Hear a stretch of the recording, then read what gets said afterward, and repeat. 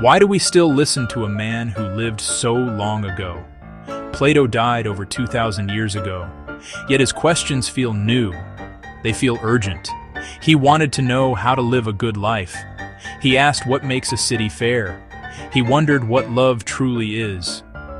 Plato's genius was to ask them in a way that makes us stop and think. He did not give easy answers. Instead, he gave us a way to search for our own. He invited us into a conversation that never ends. Plato's books are not lectures. They are dialogues. They are conversations. They show his teacher, Socrates, talking to people. They talk in the market. They talk at parties. They talk while walking by the river. Socrates asks simple questions. What is courage?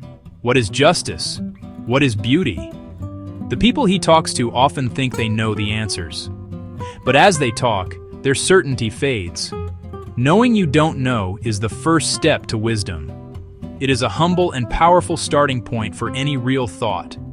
This method is a gift. It tells us that thinking is not a lonely task. It is something we do together. We can help each other see more clearly. Plato shows us friends. Plato shows us rivals. Plato shows us strangers. They argue, they laugh, they get confused, but they keep talking. They believe that by talking with care, they can get closer to something true. This is a very hopeful idea. It suggests that our words, used well, can build a bridge from confusion to clarity. It's a journey, not a destination. So, we begin with a question. This is Plato's first great lesson. A question is like a key. It unlocks a door in the mind. It makes space for new ideas to enter. Without questions, our minds can become closed rooms, filled with old furniture. Plato's dialogues throw open the windows. They let in fresh air. They ask us to look at our own beliefs. Are they strong? Are they true? What exactly is a Socratic dialogue? It is a special kind of conversation. It is a slow and careful search for truth. One person, like Socrates, asks questions. The other person gives answers. Together, they examine the meaning of words and ideas. The goal is not to win. The goal is to understand.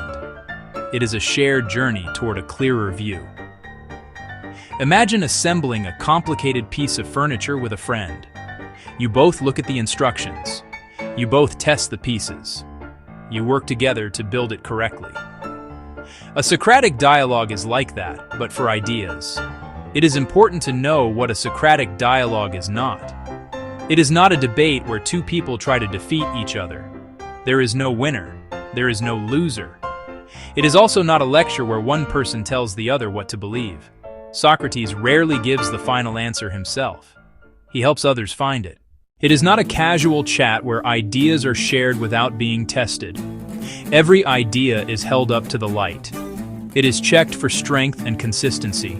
It is a gentle but serious process. It requires patience. It requires an open mind from everyone involved. This method matters because it teaches us how to think, not just what to think. It gives us a tool for examining our own lives. When we face a difficult choice, we can have a Socratic dialogue with ourselves. What do I believe? Why do I believe it? Is this belief truly good?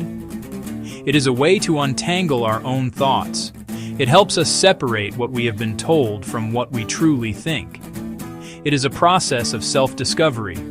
It is a quiet revolution that happens inside the mind, one question at a time. Socrates famously said, "The unexamined life is not worth living." This sounds dramatic, but the idea is simple and profound. An examined life is a life in which you take time to think about your choices. You ask yourself why you do what you do. You wonder what it means to be a good person, a good friend, a good citizen. It is the opposite of living on autopilot.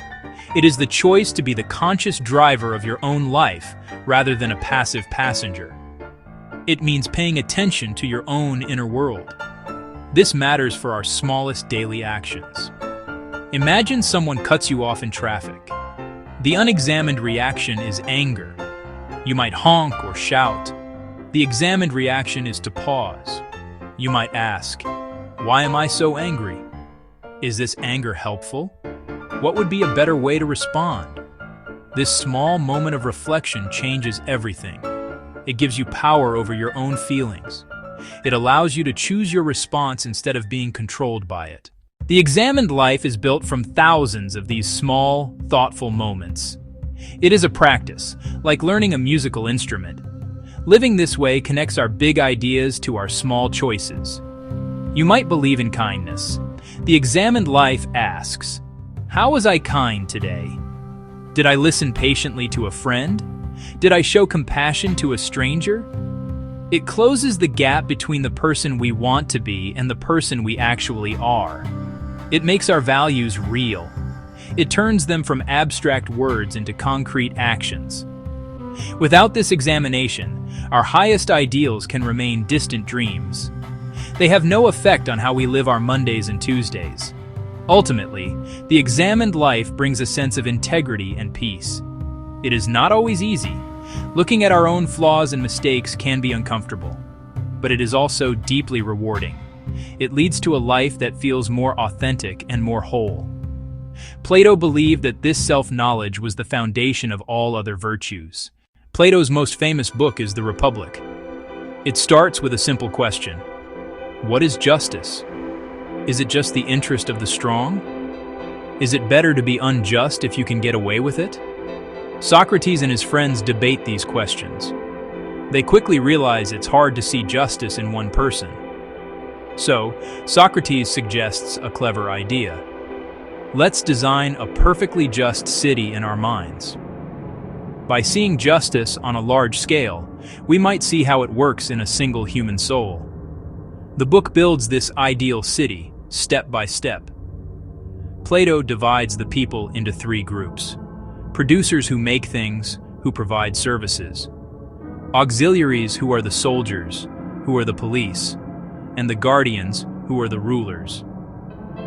Each group has a specific job to do. Justice in the city is when every part does its own work and does not interfere with the others. It is a state of harmony and order. The city works like a well-tuned orchestra, with each instrument playing its proper part. Next, Plato makes his most important move. He says the human soul has the same three parts. The appetitive part desires food, drink, money. This is like the producers. The spirited part feels anger, ambition, pride. This is like the auxiliaries.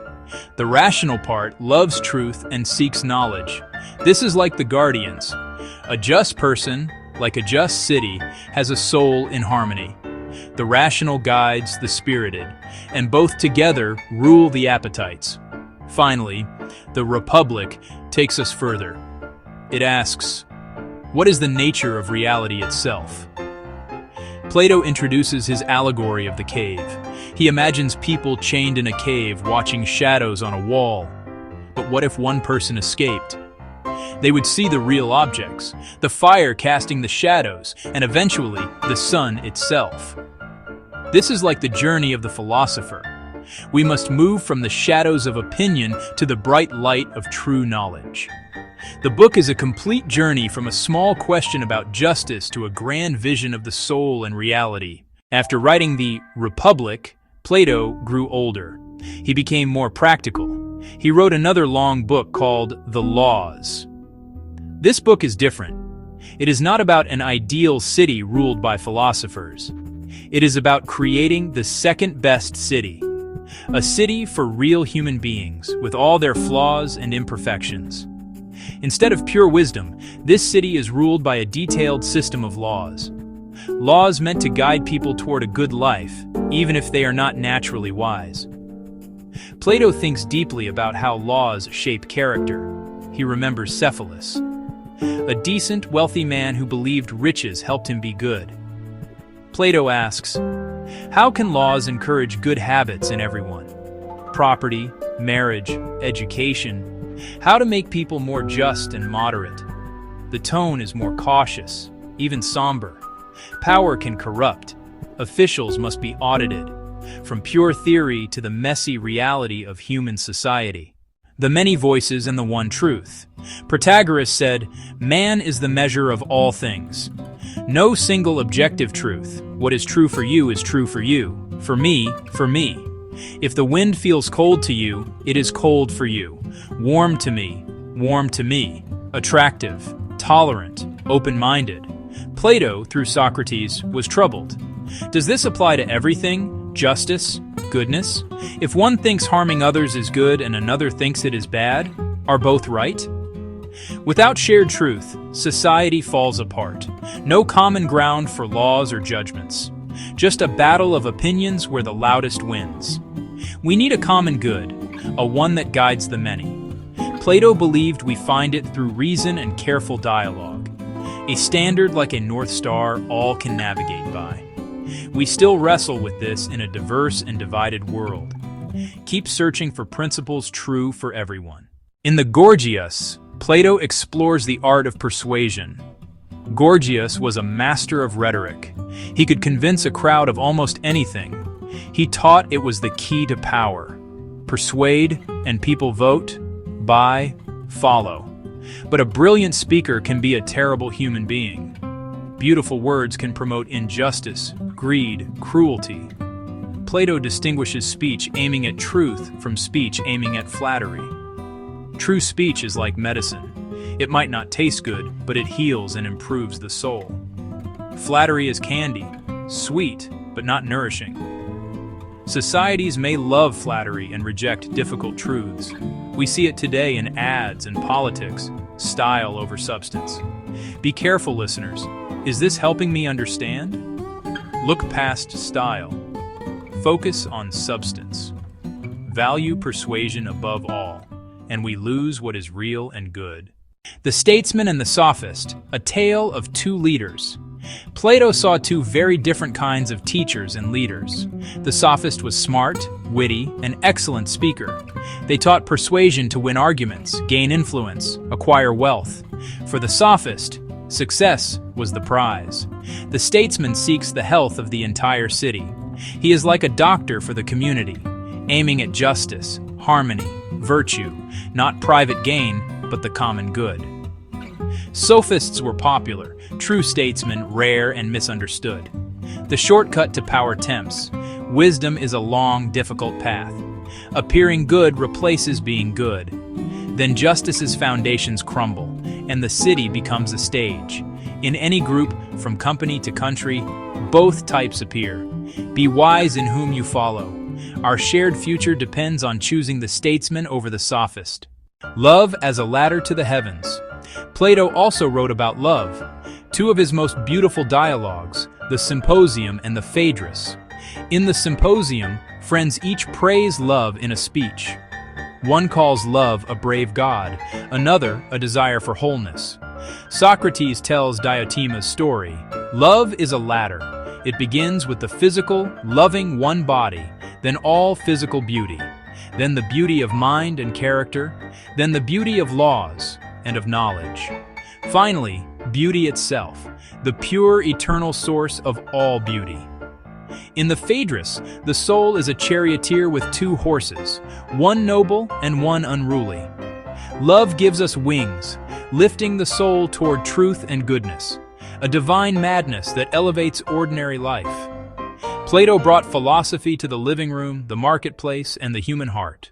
He showed that thinking about justice, truth, beauty is not an academic game. It is the most important work for a good and meaningful life. He connected the order of the city to the order of the soul, and the love of a person to the love of eternal truth. He turned philosophy into a guide for living. What is one thing you believe in that you would like to examine more closely? Begin with a question. Hold it to the light. Let in fresh air. Build your bridge from confusion to clarity, one honest step at a time. Join the conversation that never ends and let it shape the city and the soul within you.